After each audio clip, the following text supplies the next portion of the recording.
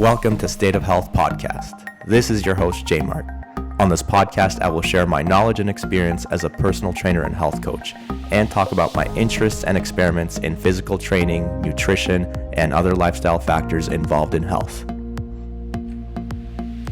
On this episode of the podcast, I'm joined by my wife, Doctor Carly Willemsma. We had a brief discussion about the all-important end-of-life decision whether to get resuscitated and what to take into consideration if you want a Do Not Resuscitate Order. Dr. Carly Willemsma did a great job sharing her knowledge and experience about this topic, and I'm certain that you'll find value from listening to this episode. Just before we get started, this is a reminder that you can try my free bodyweight training program called Body Basics, which requires no equipment to get started, by going to subscribepage.com/bodybasics. Also, if you're watching this on YouTube, don't forget to smash the like button for the YouTube algorithm, hit subscribe if you like the content, and hit the notification bell too. If you're listening through a podcast app, could you please share the podcast with a friend who may also enjoy listening and discussing it with you? All right, here's the episode. Hello everyone, and thank you for joining me on another episode of State of Health. This is your host, Jmart, and today I'm joined by a special guest. Her name is Doctor Carly Willemsma. I just call her Carly because she's my wife. Everybody welcome Dr. Willemsma to the show. Hi, Carly. Hey, guys. Nice to be joining you on the show, John. It's really nice to have you come on your first episode, hopefully first of many, because you have a lot of knowledge about health and you are a valuable resource, and I would like to pick your brain a lot more and keep myself up to date with what's going on in terms of health from like a medical perspective. Of course, my perspective is more from like physical training with some nutritional advice, but yours is a little different. For those who don't know, Carly is, or Dr. Willemsma, I will refer to as Carly, she's given me permission, but she works at Humber River Hospital at the emergency department. She's been there since 2019. And so kind of when people think of the emergency department, a common thing they say is, oh, they must be crazy. You know, you're dealing with, emergency situations every day. You must be running on adrenaline all the time. Is that true? Yeah, I would say a lot of the time that's true. I do only emergency medicine. I don't do anything else. Mm-hmm. And I work in one of the busiest emergency departments in the country. I think we tie with Brampton for like the volumes that we see in a day. So I don't sit. Mm-hmm. I'm continuously running around and seeing people. But most people think it's, an absolute adrenaline mission all the time. And to be honest, a lot of the time I'm just dealing with people's anxieties. I certainly do get pretty serious cases rolling in the door, like gunshot wounds and a whole bunch of stuff. But I also just get your worried well patient. And that's probably more than 80% of my job actually is just reassurance. Yeah. So on a regular basis, then, if we were to put some like estimates of frequency, how often is your day interrupted by an emergency, like trauma, heart attack, stroke? Like a true emergency that's dying right then? Mm-hmm.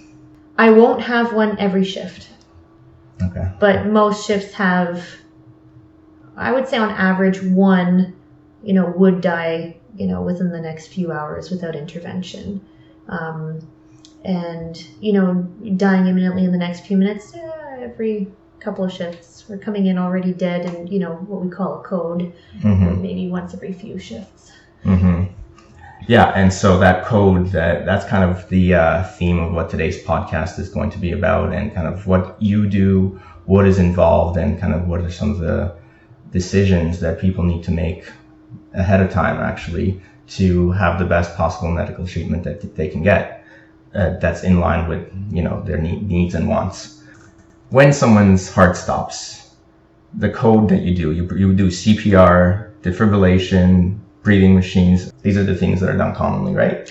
Yeah, I think, it's important for your listeners to understand, like, when I say in medical jargon, I am running a code, that means that someone's heart has actually stopped. And so, another word for that would be a cardiac arrest. Mm-hmm. And what we're doing is a whole bunch of measures to try and restart the heart again. Someone's technically dead at that point. And then we're doing a bunch of things. CPR is one of them. So the chest compressions, giving some very strong medications is another to actually try and get pulse back. Yeah. And so when do the breathing machines come in? Well, they come in during this whole thing. So, I mean, if I can paint a picture, often if I'm in the room during a cardiac arrest, I'm standing at the foot of the bed and I'm, giving commands to give various medications. There might be 4 nurses in the room who are taking turns doing CPR and delivering these medications. And then since we're at a big center, we're lucky we usually have a respiratory therapist who's standing at the head of the bed. And while I'm kind of running the show at the base of the bed, they're kind of at the head of the bed and they're putting in an endotracheal tube. And they're usually not connecting them to a breathing machine yet, but they're having to breathe for them. So they'll stand there with one of these bags that you can press and it puts oxygen into their lungs. But realistically, after they come back, if you get a pulse back, people don't often wake up. There's brain damage and they have to go in a breathing machine to the ICU for quite a long time after we get a pulse back. Yeah, and like you said, people don't often come back. And when you look at the statistics, I've seen something being estimated at 10 to 15% of the time the heart can be restarted. But even half of those patients who survive will have some sort of brain damage. Is that kind of the stats that you know as well and have seen kind of in practice? Yeah, so I mean, the stats can vary a lot depending on your situation. There are a few modifiers. One is how quickly do you get to someone after they've had a cardiac arrest, okay? So if someone died in their sleep or something and they didn't have a DNR in order and a family member wakes up and says, oh my God, this person's not breathing and we have no idea how long they've not been breathing, that person's not coming back. It's very, very unlikely, right? But, and I remember as a bystander once, like completely not as a medical professional, someone was crossing the street and just collapsed. And I immediately started doing CPR on this person. And so did like a fireman who happened to be a passerby. Maybe this person had a chance, right? Because the timing. It was perfect. I remember even the nurse had like a mouth-to-mouth thing. I don't know what it's called. Yeah, they have one of these valves that you can kind of put, and she just happened to have it. I'm not sure if she got it from a store nearby or something. I think she said she always carries one because she's a nurse and she's just seen this happen so often. God, to think that you see this happen so often. But so there's a difference between, the amount of time that you spend down. There's a difference in also, what kind of patient you're starting with, right? So, an old 87-year-old person who we know has a bad heart, has had previous heart attacks, strokes, what have you, is very different than a 40-year-old who just has, now a newly discovered, like, an electrical disturbance in their heart. And, you might need to give someone one shock and they're perfect and they wake up right away. They don't even need to go to the ICU. They walk out of there. Wow. But, the 87-year-old is... the chances are just very different. So all comers, I would say probably less than 10% after a cardiac arrest would survive to discharge. It's probably most of the papers that I've seen. But within that, there's incredible variability to having, a far less than 1% chance of survival. And we know that as you're rolling in the door to, maybe like 30% chance of survival and actually living a full life afterwards. Yeah. Right, so it's very context dependent. If you're a young person and you have not very many medical conditions to worry about, this is likely you want to receive these chest compressions and anything the doctors can kind of throw at you to save you. Yeah, and to be clear, like chest compressions, we said are one of the things. The shocking machine where we deliver like the high dose of electricity to kind of try and jolt your heart back into a normal rhythm is another thing. And then the breathing machines are an adjunct that we generally require as well. So with all that said, is there ever a time where a patient would not want to receive resuscitation? What are some of the things they need to take into consideration to be able to fully answer that for themselves? So in order to decide whether or not you would want resuscitation, or whether or not you would want to be a Do Not Resuscitate patient. It's a very personal decision. And I think for a lot of people, it depends on, values. Sometimes religion comes into it for some people. And so you have to kind of marry your personal outlook about, what you would want in general, but with an understanding of medically what that means. So, in order to resuscitate someone, like I said, to paint you a picture, we tend to, do a lot of chest compressions. It's very rough. We often break ribs. This might take like a half an hour to get a patient settled if we're getting a pulse back in the emergency department. But then I'm handing them off to the ICU. And if they survive the ICU, they're spending usually weeks in the hospital system. And, for the amount of time that the heart is not beating, that's all brain damage and organ damage. Right. And so you just have to think about, okay, well, if you're a young, healthy person, maybe you can run that gauntlet and maybe you can have a meaningful life afterwards. But realistically, even a young and healthy person may have brain damage, may have sort of changes to their personality, changes to what they can do after a long hospital stay like that. And after this happens to an elderly person, like the minute you add some disease conditions to the mix, make them less healthy, running that gauntlet becomes much, much more difficult. And the function that you have after you leave hospital is almost certainly going to be much less than what you came in with. Mm-hmm. And so you have to ask yourself, okay, this, the idea of doing this CPR, which may cause some suffering, it's hard to know what the patient experiences. And then the ICU stay afterwards, which almost certainly causes some suffering and is hard. Mm-hmm. And the life that you might have afterwards,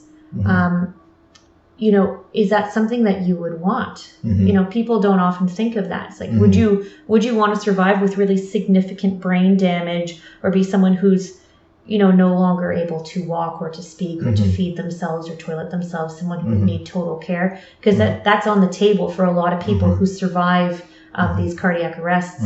And so if you're going to be someone like that, you might want a DNR, right? Right. Yeah.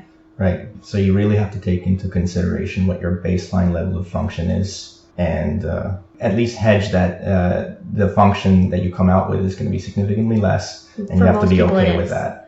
Yeah, for most people it is, and you have to decide, is that worth it to me? Because some people will say any life whatsoever is worth saving, and some people say, well, let me die peacefully. And there is a personal component to that decision making, certainly, but I try and give people, when they come in, an idea of what life could look like after they've made a decision about resuscitation if they need it. Yeah. Now, in your experience, how many people have made this decision ahead of time, and how many people do you have to go through with the conversation explaining and detailing all these things? I try and always check with people when they're actually going to be admitted to the hospital, or if they have something that could be critical that day. So those are the two groups that I try and talk about it with. And maybe half of the people have thought about this. And usually the people who have some kind of critical illness, it's not a huge surprise. It's usually an exacerbation of a pre-existing condition in an elderly person, usually. So to me, it's always surprising that some people have absolutely no idea because, they've been around the block long enough and they've interacted with the medical system long enough that they should have some kind of idea at that point. Yeah, absolutely. Yeah. I mean, I think we all should. And I guess we don't, because people don't like talking about it, right? It's a difficult subject. It is difficult. Hard to say what if, hard to think about what if. It is really hard to think about what if. It's also not that functional of an attitude to not be able to think about that what if, though, because I mean, it's one of the only certainties in life is that eventually you are going to die at the end of it. I try and be blunt with people. When I'm broaching the subject, I say, look, everybody dies. It might not be today, it might not be tomorrow, but we have to think about how your life is going to look, when that happens. And people respond often okay to that. They say, oh yeah, that's a very practical conversation. It's not necessarily terrifying, but... Well, that's great to hear, because it is an important conversation to have, and it's important to overcome that displeasure and start discussing this like what you want, because you don't want to end up in the hospital not having made that decision in a very critical situation without anybody else knowing. Well, yeah, and it's really, I can probably imagine that it's one of the worst possible fates to, wake up in an ICU, spend weeks there with one of these tubes down your throat that's breathing for you. You're semi-conscious. You can't speak for yourself. You can't move for yourself. The incidence of actually post-traumatic stress disorder after an ICU stay, I don't remember the stats, and you could never quote me on it, but it's alarmingly high. Mm-hmm. And if that's something that you, number one, didn't expect could happen, or number two, actually knew you didn't want, but didn't communicate it to a family member, it's pretty upsetting. Mm-hmm. I know in a previous conversation you and I had about this, we talked about how when you're talking to someone about making this decision, one of the things you really like to bring up is like the quality of life that they want for themselves. Yeah. Mm-hmm.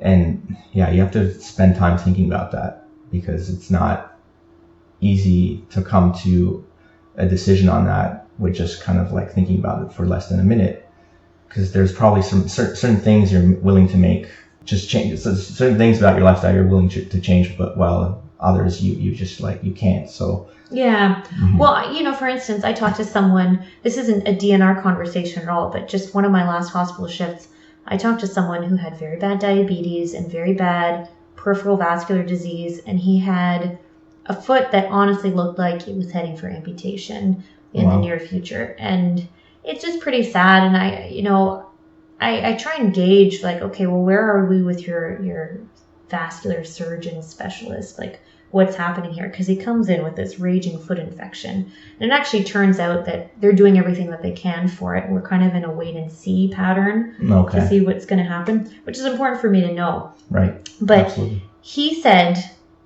if they take my foot, I would like to die. Like, like he had very much thought about his quality of life, and he had decided that if his foot was gone, life was not worth living. And whether that's misguided or not, it's just like, at least he was thinking about it. Yeah. Yeah, sure. At least he's trying to think about the future and like what kind of things that he wants for themselves. Whereas some people, they really, if you try and broach the subject with them about future sort of health deterioration, there's some people that are just not able to have that conversation. Right. Yeah. Now, if somebody does decide they want to get a DNR, or at least whatever, fill out a form for it, at least tell someone close who might be, in charge of their health about it, it doesn't mean that they're just going to stop receiving healthcare, right? You still, it simply means there's certain elements of healthcare that you're opting out of. Can you go into that? Correct. So I think you're bringing up, a very, very good point, that there are different levels of care that someone can receive, right? So, at the very, very, very end of life, we can start at the bare bones, where we're just making somebody comfortable, okay? Like, we give morphine and sedatives as required, okay? And we wouldn't do anything else. Treating infections as they come, we wouldn't do that, okay? So that would be suitable for someone who, we expect to die any day from their cancer, or, that's one good example. Right. But then you can add levels to this, right? And you can add what we call, in Ontario at least, we call it, active medical management, where, if someone has an acute medical concern that brought them to hospital, like they have a new pneumonia or they have a new urinary tract infection, which is a very serious thing for elderly people. We give them medicines and antibiotics and fluids, and we are trying to save their life. But absolutely. But if they get so bad that their heart stops, then we wouldn't try and bring them back. Okay. And we can talk to them about, various things that they would want, because you can kind of separate, well, if someone has a breathing problem, okay, well, do you want breathing assistance? Because sometimes you can do that alone. And then, but if they're, and some people would say, okay, yes, some breathing assistance is fine with me, but if my heart were to actually stop, don't do the CPR. And, you can kind of tear apart some of that minutia. And then at the very highest level of care, of course, it's CPR, it's breathing machines, it's very, very strong medicines that artificially make your blood pressure such that you'll perfuse your organs. So those are like the three kind of tiers, right? Comfort measures, active medical management, and resuscitation should you die. Mm-hmm. Yeah. Great. Thank you for explaining that a little further. I think that's a lot clearer for everyone. When I was doing a little bit of research before we had this talk, there seems to be this sentiment about the whole term Do Not Resuscitate, DNR, and how it's kind of falling out of favor. I think in connection to what we just spoke about and how you can still get certain types of care, DNR is falling out of favor because of this, because there's a kind of like this negative connotation that's like on what the healthcare providers are not doing for the patient. Right. So this kind of might make some families or some patients uncomfortable with actually getting a DNR when it might be in their best interest, because it kind of makes them feel like they're giving up. Yeah, I think, if we kind of imagine the standard patient that comes into my emergency department where they haven't had this discussion, most commonly the person is in their 80s at least. These are the people who end up dying in hospital. And even before their critical illness, they probably wouldn't be able to speak for themselves. And then, of course, the very, very distraught family member who didn't expect this pneumonia or this heart attack you're trying to broach this subject with them, and not only have they not had that conversation with their loved one, they're feeling just very upset that this has happened in general. They're not in their right mind. They're making decisions that are more guilt and emotion based rather than sort of practical future oriented decisions. And so, if you call it a DNR, we still do call it a DNR for the most part in Ontario, but I try and explain what that means. But if you're not careful about how you're phrasing things, the family often will think that this is a giving up maneuver, and they're not doing everything that they can for their family member. Mm-hmm. And that means that they must not love their family member. Mm-hmm. And that's the sort of progression of thinking that is not true, mm-hmm. But is often how people will sort of frame it in their mind. Yeah, for sure. And then they end up kind of potentially making a decision that might have gone against the wishes of the... Right. And they'll say, well, you have to do everything. Mm-hmm. And I'm like, well, we actually don't have to do everything. We can do what we think is best, mm-hmm. Yeah. And, sometimes that's making somebody comfortable. Sometimes that's giving somebody an antibiotic and just seeing how they'll respond to that. And sometimes that's doing everything. But mm-hmm. there can be different answers to what's right for people. Mm-hmm. Yeah, and so in kind of response to this negative kind of connection of DNR, I've come across this new term called allow natural death, AND. It's supposedly going to be used instead of DNR to put an emphasis on what you're allowing the patient to do at mm-hmm. the end of their life. You're allowing them to have a peaceful natural death, and then that way you can provide comfort and support to the patient and their family, as opposed to kind of the other position, which is a bit juxtaposed. How do you feel? Is this a sentiment you agree with? Yeah, absolutely. I would say at my workplace, I don't hear that term being thrown around that much. I try not to label it too much for patients. I try and just explain what the decision means and allow mm-hmm. them to make the decision without really saying DNR. Mm-hmm. Mm-hmm. But and that's because I find that term not helpful, especially for families who hadn't discussed it before and are coming in during a time of crisis. But allow natural death, I like it. I think it sounds mm-hmm. a lot more friendly. Yeah. I wonder if it's important to have a label on something in order to be able to abstract it out for someone and be able to have a definite conversation about it without having to kind of run around the subject.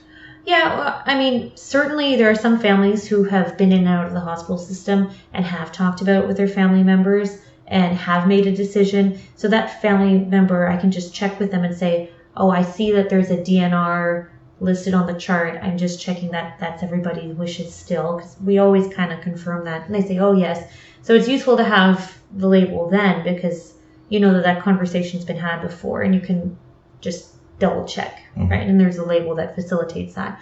But for someone who hasn't had that conversation before, I find starting with the labels as opposed to the explanations is probably to the family's detriment. Yeah, I can see that. But I mean, if they could, if there's a sort of rebranding of DNR, and we just have a friendly, but it might be for the best. Yeah, I know. I think probably a lot of attitudes would change about it. Then you could just fill out an allow natural death form, and that does the same thing. Yeah. Yeah, well, ultimately, education is the most important driver of like making good decisions. So I really appreciate you kind of talking about this and sharing your expertise on this. I'm going to finish on one last question, and this is with regards to kind of like the paperwork required for a DNR. My understanding is there's a provincial specific form for a DNR, but in a previous conversation with you, it seems like that form's not really all that important. More so, it's important to have somebody who knows that you've made this decision and who can communicate that to the doctor in a clear way. Could you expand on that? Yeah, absolutely. So, you can fill out this provincial form, and there is an official provincial form. But a lot of the time you just have to think about, okay, how is this going to go down when, someone might require resuscitation, right? Someone has died and an ambulance is being called to come and start CPR. That's often how this happens. A paramedic is not going to search your house at that time for a DNR form. Okay. And they really have no way of knowing if this is up to date. You're allowed to change your mind at any time. Exactly. So the form can be useful, if you hand it to a family member and say, this is what I want. And then the family member is actually present as, the paramedics get there, or they've just they know just not to call the paramedics in the first place, So, that's useful. The form is useful. And I would say that when the form is probably the most useful is in a patient who's been admitted to a long-term care facility. Right. Because then it's healthcare professionals who are taking care of them, and they have a chart in a centralized location present at all times. And so if something happens to someone at that time, they're very quickly pulling out the chart and saying, no, DNR, we're not going to proceed. Right. But for someone from home, it's much more important to just tell the family member what you would like to do. Yeah. No, that makes a lot of sense. You just don't know the logistics of how things are going to happen. So you have to prepare for the worst case, which is that no one's going to see that piece of paper. Yeah. Like I know my parents have told me and they're not even unhealthy people. They have no diagnosed medical conditions, but they say when the time comes, just let me go. And I would do everything that I think could practically work for them. But, if they have an out-of-hospital cardiac arrest, probably going to tell the paramedics, no, thank you. Yeah. That makes sense. Yeah. Okay, well, this is a difficult subject to discuss, and we kind of ended on like a little bit of a down moment, but I apologize for that. But you know what? It's everybody just has to live their best life while they have it, and that's what we do, right? Yeah, live your best life. Be thankful, be grateful for every second that we have, and appreciate every little blessing. So thank you everyone for listening in, joining in on this episode of State of Health. Really enjoyed this conversation, Dr. Willemsma. That sounds funny when you say that. So we'll definitely have to do this again. Thank you. Thank you. Bye everybody. Thanks again for watching or listening till the end of the podcast. If you have any follow-up questions or comments, please reach out and let me clear up any uncertainty. Either leave a comment or email me at newsletter@jmartfit.com. That's all I have for you today, ladies and gents. Connect with me on social media at jmartfit on Instagram and jmartmoves on Facebook, or get my free bodyweight training program at subscribepage.com/bodybasics. Jmart out.